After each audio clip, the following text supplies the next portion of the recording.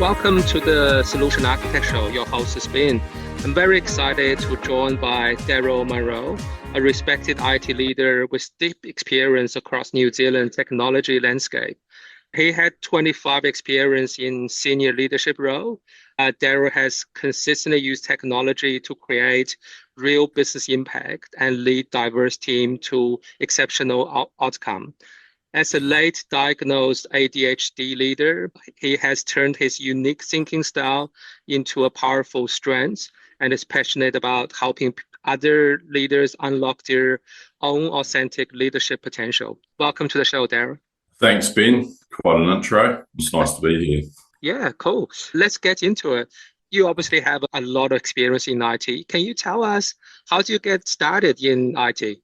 It goes back to when I was living in Hamilton and I was lost in my way at university and couldn't really decide what I wanted. And was in the basement at the university playing with a very early version of, I think, at Lotus on the VAX systems. So mainframe computing, and that kind of spurred the love for technology, and then bought a computer and kind of haven't looked back. Just wanted to learn everything about it. So it was more accidental. Sometimes when you find something by accident, you fall in love, and it's true in work, it's true in life. Yeah, that's really an interesting journey. I guess you probably also getting on the golden age around how IT really shaped the business. I guess my next question is, obviously I started as a developer and transitioned into architecture, and you seem to be, at least in your early career, you're following a very similar path. Maybe can you tell me how you actually transitioned into solution architecture and later on becoming head of architecture? I think it stems from the curiosity I had around computers, and I wasn't particularly attracted to one discipline over the other, operations or infrastructure or development or support. Knowing all of those things is really helpful. So early in my career, I dabbled across all of them. I was probably my first real job in technology was selling typewriters, lo and behold, right? And then not feeling that I could sell them without understanding how they worked. And so then you learn how to do that. And I played across the gamut. So I got into understanding how cabling worked, and then worked jobs where we were installing cabling for all of the banks in the Waikato, or the trust banks in the Waikato region. And clearly without that cabling, nothing happens above it and below it. So you just go up the stack. If you're new to the industry, these days, the OSI model is probably not talked about a lot, but it's still a critical kind of structural content behind. So I went from the bottom all the way up. And then solution architecture came to me more in the sales context when I was working for Geni, and was pre-sales and working with the sales team. So not a true salesperson in that sense, but helping the teams go out and engage with clients and construct solutions based off that, after having spent 10 to 12 years working for Computerland. Yeah, I can't really remember the point I became a solution architect, but it seems to have been something I've always done. Oh, may I maybe dive that into a bit deeper? You mentioned you started as more of a sales sort of driven solution architect. Now you kind of work in the corporate. Can you tell us what's the differences between those roles in those different types of organization? Very little. I think a good architect is as good a salesperson as they understand technology, right? And I think the soft skills, or the ability to build rapport and really understand the problem or the opportunity or the issue, whatever it is, you have the opportunity to be talking to a colleague, is no different than having the opportunity to go and engage with a customer. And so I've worked on all three, or what I call the three areas. I've worked for customer in the second half of my career, i.e. farmlands, Aurora Energy, and our solar firm farms. Prior to that, I worked for Microsoft. So I spent 4 odd years at Microsoft. That's a vendor in my language. And prior to that was partner, i.e. Geni, Computerland, Telecom, Spark kind of thing. So having all of those, the conversations are the same. Ultimately, we're trying to understand what the issue is and look at how we bring our expertise to the table to resolve it. And I think it's important that you do that more internally, like in the customer space, perhaps even than trying to sell something to someone you might only see once a month or once every quarter kind of thing. Relationships are key. Yeah, cool. And also along this journey, I find it really challenging. Is there any sort of challenges that you face along the way? How you actually overcome those challenges? Yeah, this is something I don't think will ever go away. Certainly for me, is the need to demonstrate your expertise can sometimes be so overpowering that you forget why you're in the room in terms of understanding what the challenges, what the person or the group of people's problems are. So never let go of the people aspect, right? This technology doesn't exist for any other reason to help someone do their job better, different, faster, smarter, whatever. And if you can't quantify those things, you'll get one opportunity, maybe another one. But if you blow those two, you're never going to get asked back, right? And so those relationship things, the soft skills are much harder to come by, I think. So focusing on those to me is far more important than learning all of the bells and whistles and the technical stuff. Yeah, definitely. That's what I find as well. That's why I actually started this podcast. I initially started this podcast to practice my English, and then I built a little bit brand, and I'd be able to present in some of the meetup. And also, a lot of things. The more you talk about it, the more confidence you got, and you also along the way you have to deal with a lot of people in that way as well. So you learn a lot of like how you brand yourself, how you actually talk to people, so you can actually get invited to be present on a meetup. So those are all the learnings. Yeah, I think that is important. And I've seen you do that from a distance. You worked with us for a little while, so I saw you close up.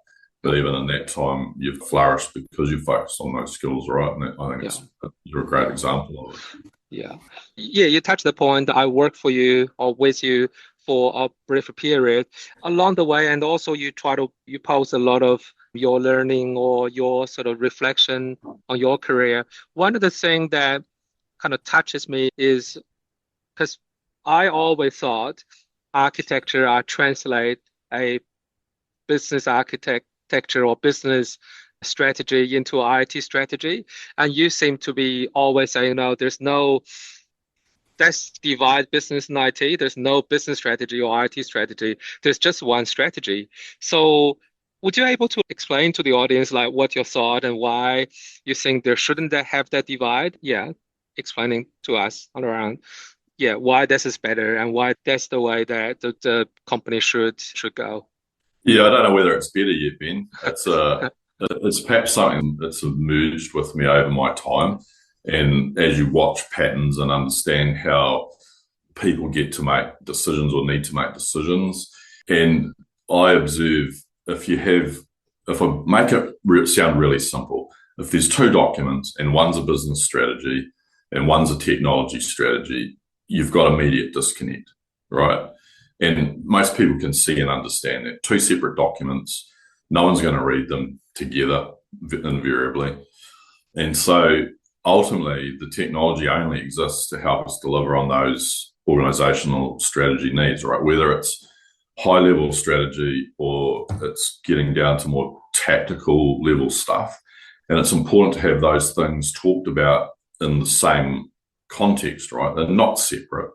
And I think the other thing I put on, there's no such thing as a technology project either, right? The technology doesn't exist in a vacuum.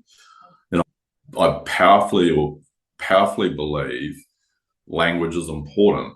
And if you are talking about a technology project, you're missing the point, right? And more often than not, you lose the other half of the room that are only thinking about how they're addressing or serving their customer or working with their peers and all of those things, right? So, and even to go down to the point, doing an upgrade on a switch that's 10 years old is still a business project because it's removing the risk that could cause if the switch doesn't work, right down at that basic level. And I think fundamentally I've navigated my whole career like that. And if you're trying to justify a spend or a benefit on technology and you can't put it in the context of the organization, you're missed. No one will ever buy it.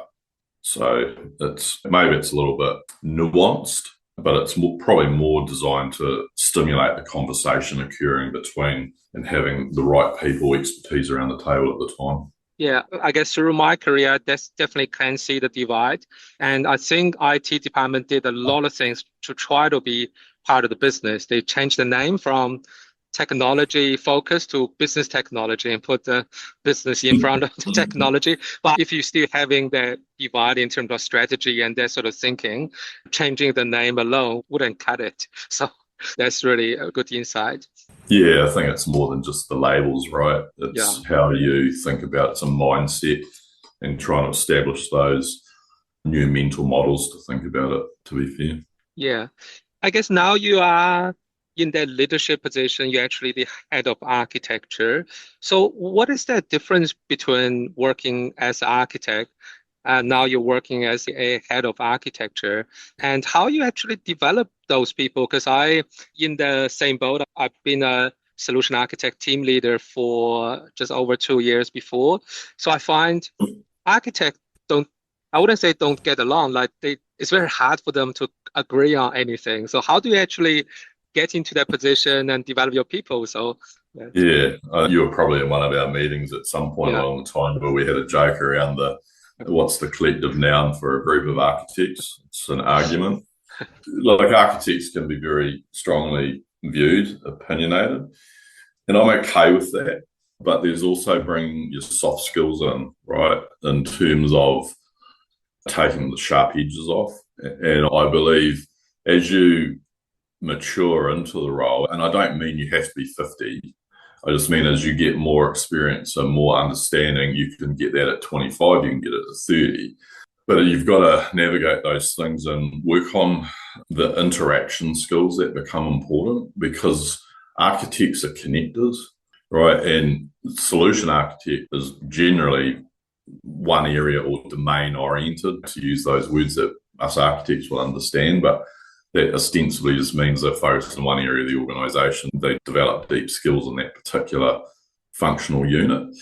But as you get up and into a leadership role, I'm not talking necessarily managing people, but as you become business architect oriented or enterprise architect, those things have to become a lot more horizontal. So your inability to go horizontal will stifle you, right? So to answer your question about how you develop that, you have to demonstrate you have belief in people, right? I think that's one fundamental skill a leader has to have.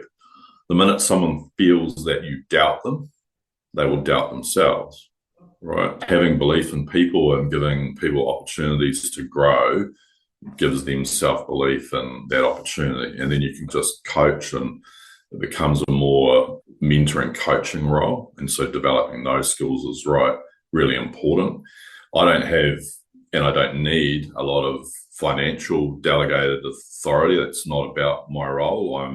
I've got to be influential because I can operate differently, right? And that's horizontal. Communication skills are extremely important, whether that's written or spoken. I'm clearly better speaking than I am writing, but you got to have a blend of those things. And then understand the room, right? I think we all develop blind spots when you're in a group of people, and you've got to look for the signs that are going on. Someone's not engaged, and so you've got to learn how to draw them in and that sort of thing. Yeah, cool.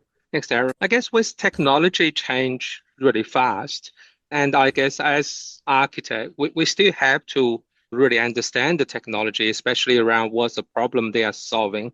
So I guess my question is, how do you actually keep up to date with technology? Do you listen to a podcast or go to conferences, or how do you actually keep up to date with the newest technology? Yeah, I listen to I probably do more YouTube. I'm more visual learner, and I've done my own podcast as well, which I need to kick off again. But that stimulates or drives you to learn. So if you've got nothing to talk about, the podcast isn't going to be very good, right? So having that drive to learn those things. This for me is not a 9 to 5. This has been my vocation, if you like, and sometimes to my detriment, because I'm wired and thinking about something at 10 o'clock at night, right? But I keep my hand in. If I look what I'm doing a lot of at the moment, is experimenting and understanding AI and how we can use Claude Code and these, and I mean by that AI in terms of the large language models and what opportunities they afford us, not just in our own profession, but in things stepping outside the business. I think we've still got challenges in that regard. But it's not to take or do someone else's job like a developer. It's to enable me to have a good conversation with someone that's probably much better at it than I am, right? So never lose touch of those things. And I think there's a real risk as if you're working in a quite a hierarchical model, the further you get away from the tools, actually the less effective you are, right? Yeah. And it is just, so what do you do? What are the things you do? And you can't do everything, so I just do the things I'm interested in, right? And that keeps me sharp enough. Yeah, cool. When I work with a lot of technical professionals, they all want to get into solution architecture. So what sort of advice would you give someone who actually want to break into solution architecture? The technical technology stuff for a bit. Be prepared to double down on the soft skills that are required. If you've got them, great. If you've honed them over time, that's great. But I can guarantee you it will never be as much as you need as you step into the architectural space, right? Because what you're trying to do is understand the problems that are in front of you, right? You haven't got the instructions to build the thing or the mandate to build the thing. So you've been an archaeologist, you're discovering, you're navigating people and the socio aspects of this, right? So how do you bring the socio to the technical side of things in a way that's conducive? Understand change. You don't need to become like an enterprise change manager. I'm not talking change release into a cab or anything. I'm talking people change, right? Because invariably, if you don't get those things, what you recommend is the solution. I'll put money on it, it'll be wrong, right? And those are really important things. Rub shoulders with designers and product managers and those sort of things, because I think they are peers of ours in that sense. We bring different perspective, but it's those softer skills that'll make the difference. You can always keep up and learn the technical things, go to a conference, read a book, do an exam. That's just table stakes. Yeah, that's in a lot of the talks that I have around how I transitioned from a geeky developer to solution architect, especially in the age of AI. So I just tell them in the age of AI, you just need to develop more human skills, just be more human, be able to talk to people, really be the connector and really be able to adapt to how you're communicating a hard problem to different people, being a developer or a business people, right? If you can actually adapt your translation as a human, then you will thrive in the age of AI, because there will be a ton of new jargons and technology concept that business people probably wouldn't understand. They see the output of the ChatGPT and they think they actually like a human really thinking, but you have to explain to them, no, it's algorithm, it's a probability. They just predict what they try to say, not actually thinking like a human. Yeah, absolutely. Yeah. And you've just triggered something in my mind. You have to behave like a peer too. If you're engaging with like what I would refer to as a business colleague, someone that's not a technology professional, behave like a peer.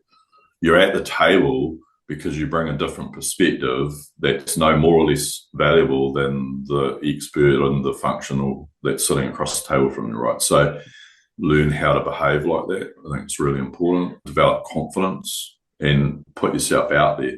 It's not easy for a lot of technology folk to be seen, but you don't have to be really visible. What I mean by being seen doesn't mean you have to be known to everybody. But when you are there, be present, contribute, behave like a peer in the room, right? Yeah.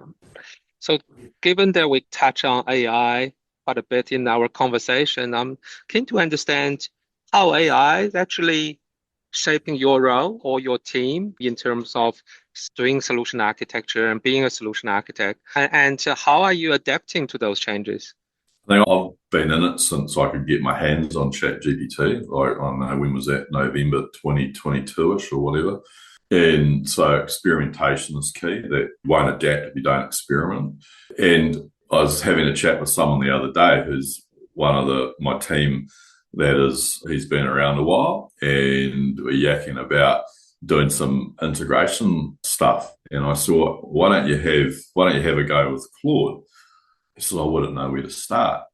And I prompted him and I said, well, imagine you're talking to a junior or intermediate developer and you had to explain the outcome you were seeking based on the request of them.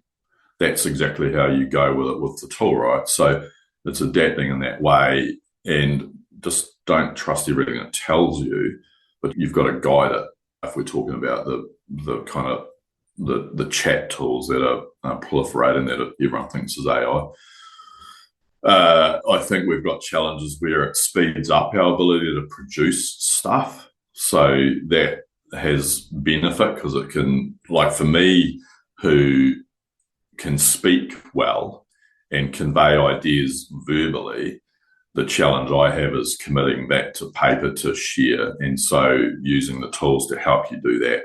The downside is that you can do it really quickly. And so you have a bottleneck because someone can't read it or review it as quickly. So we've got to adapt to those things, but also don't get lost in these things can be quite verbose, right? So, I've always railed against 80-page architecture documents. Don't just use AI to create the same thing because no one's going to read it. So those sort of things. I believe there's a real change in how we have to think around solutioning. If I go back to Bill Gates' original vision of Microsoft was to have a computer on everyone's desk, right? But it was more than that.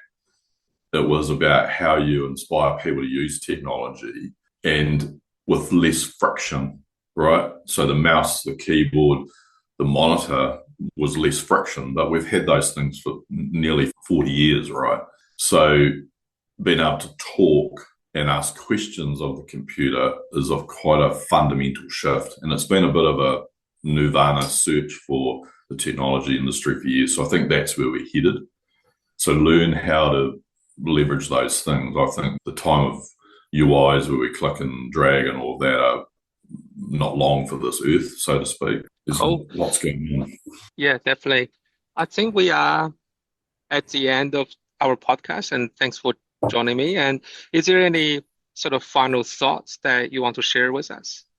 Yeah, I was worried you were going to ask me what my most influential book was, and I couldn't come up with an answer other than I don't really have one. I just stay well read, and by well read, broad topics, broad subjects, and finishing a book isn't the goal. Keeping the ability to learn and understand and create and curate knowledge is the goal, right? So if it's fiction or non-fiction, just make sure you're reading lots. And I think that it's a tactile experience. It keeps us grounded. Do more of it and mix it up. Yeah, cool. Thanks, Darryl. And also thanks you for tuning in. And if you're already working as a solution architect, want to share your story, you can find me on the show notes. I'll also link Darryl's LinkedIn on our show notes. Thanks for tuning in today. Thank you. Awesome. Thanks, Ben.